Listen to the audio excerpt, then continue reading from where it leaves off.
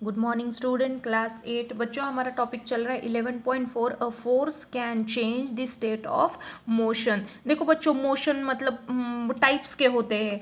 Motion मतलब किसी भी चीज़ को गति होना। देखो बच्चों, कोई बॉल बहुत जोर से आ रहा है तो किसी गोलकीपर ने उसको अपने हाथों से ये बॉल को पकड़ लिया। तो जब ये बच्चों आ रहा है तब इसका जो मोशन है, इसकी गति बच्चों वो बहुत जोर से आ रही है। लेकिन जब ये गोल कीपर ने उसको पकड़ा तो इसका मोशन क्या हुआ बच्चों, जीरो हो गया।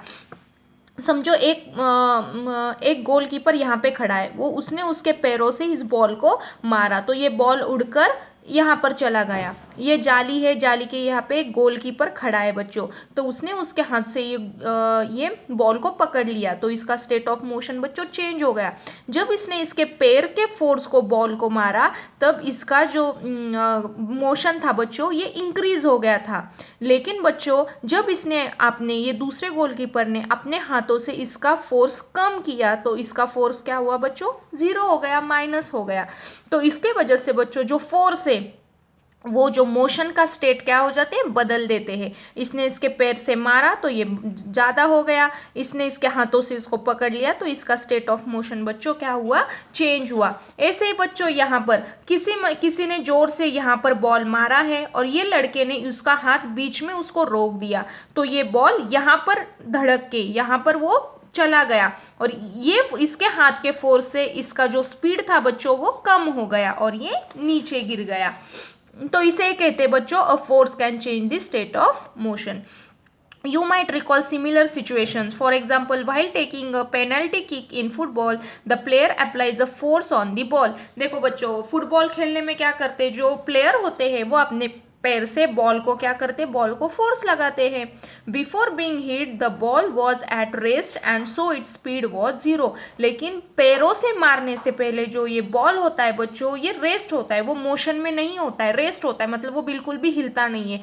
जब भी हम चलते हैं, भागते हैं, हम यहाँ से वहाँ मूव करते बच्चों तब हम मोशन में होते हैं, हमें गति होती है। लेकिन जब हम बैठते हैं, जब हम सोते हैं बच्चों तब हम किस में होते हैं, हम तब रेस्ट में होते हैं, रेस्ट में होते हैं। जब गोलकीपर ने इसको पैर नहीं मारा है बच्चों फुटबॉल के बॉल को तब ये जीरो है। The applied force makes the ball move towards the goal. और जब गोलकीपर बच्चों अपने पैर का फोर्स लगाएगा इस पर तब जाके ये बॉल उड़ कर क्या जाएगा, जाली के पास जाएगा और फिर गोल होगा। सपोज द गोलकीपर डिवाइड और jumps up to save the goal.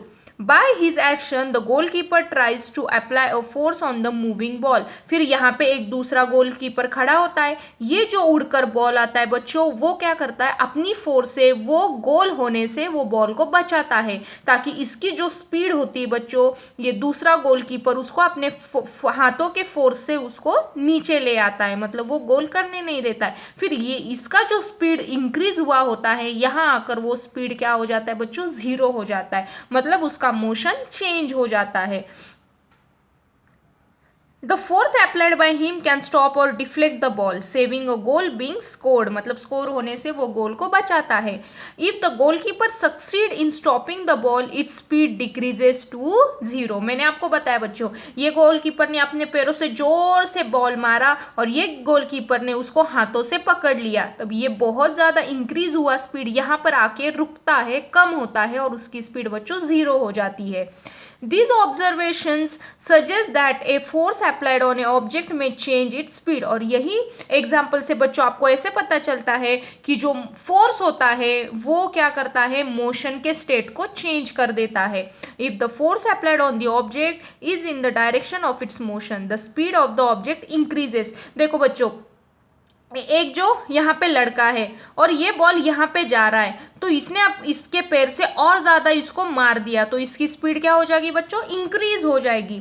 If the force is applied in the direction opposite to the direction of motion then it results in a decrease in the speed of motion. देखो बच्चों, एक goalkeeper यहाँ पे खड़ा है, उसने उसके पैर से इस साइड को बहुत ज़्यादा जोर से बॉल मारा तो इसकी स्पीड क्या हो जाएगी बच्चों, इंक्रीज होगी, प्लस होगी। लेकिन यहाँ पे एक लड़का है, उसने ये बॉल को अपने हाथों में बच्चों पकड़ लिया तो इसने अपोजिट डायरेक्शन से इसको पकड़ लिया तो इसकी स्पीड क्या हो जाएगी बच्चों, जीरो हो जाएगी। मतलब अगर सेम सेम डायरेक्शन से इसको अगर फोर्स मिलता है बच्चों तो इसका मोशन, इसका स्पीड बढ़ जाता है, लेकिन अपोजिट साइड से अगर उसको फोर्स मिला तो इसका जो स्पीड होता है बच्चों वो कम हो जाता है। और ये गेम बच्चों आपने कभी खेला होगा। Why the speed of the tyre increases when ever it is push. देखो बच्चों, पहले जमाने में बच्चों ऐसे टायर लेते थे और एक गिल्ली से उसको मारते थे। देखो बच्चों, ये तो नीचे नीचे जा रहा है और पीछे से उसको और ज्यादा स्पीड मिल रही है, तो उसी मतलब सेम डायरेक्शन से उसको फोर्स मिल रहा है, इसके वजह से इसका स्पीड क्या हो जा रहा है बच्चों, चेंज हो रहा है। लेकिन आगे से कोई आएगा और यहाँ पे उसने कुछ रख दिया तो ये टायर का स्पीड बिल्कुल भी बच्चों 0 हो जाएगा।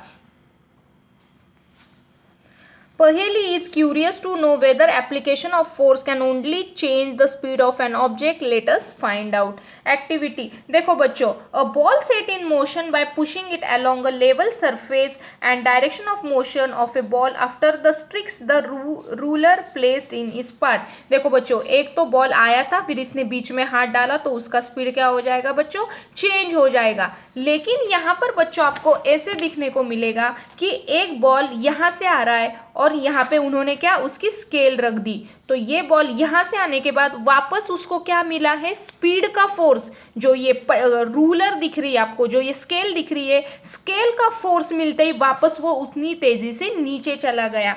किसी ने ये बॉल ऊपर फेंका बच्चों तो ये स्पीड से जाने लगा, लेकिन यहाँ आने के बाद जो बच्चों ये स्केल है, ये स्केल का भी यहाँ से फोर्स मिला और वो उतनी ही तेजी से नीचे आ गया बच्चों। तो इस पर से पता चलता है कि जो फोर्स होता है बच्चों वो उसके स्पीड को, वो उसके मोशन को क्या करता है, चेंज कर देता है।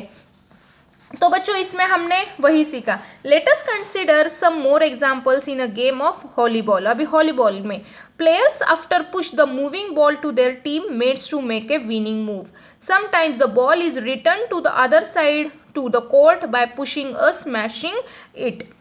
In cricket, a batsman plays his or her shot by applying a force on the ball with the bat. देखो बच्चों, क्रिकेट में क्या होता है, बॉल कोई मारता है तो जो बैट्समैन होता है वो अपनी हाथों के फोर्स से जो बैट पर वो अपना फोर्स अप्लाई करता है और जोर से बॉल को पुश करता है और फिर आपका जाकर 4 होता है और 6 होता है। तो वही फोर्स लगाकर जो बॉल होता है उसकी स्पीड बच्चों चेंज होती है। Is there any change in the direction of motion of the ball in this case? In all this example, the speed and the direction of the moving ball change due to the application of force. Cricket में क्या होता है बच्चों, जो ball का force होता है, जो बॉल की स्पीड और जो डायरेक्शन होती है बच्चों, जिस स्पीड में उसको फोर्स मिले और जितना फोर्स मिले उतना उसकी डायरेक्शन चेंज होती है और उतना ही उसका स्पीड बच्चों क्या हो जाता है, चेंज हो जाता है। Can you give a few more examples on this kind? आप बच्चों ऐसे बहुत सारे एग्जाम्पल्स ढूंढ सकते हो। A change in either the speed of an object or its direction of motion or both, it describe as a change in its state of motion. ये इसकी डेफिनेशन है बच्चों।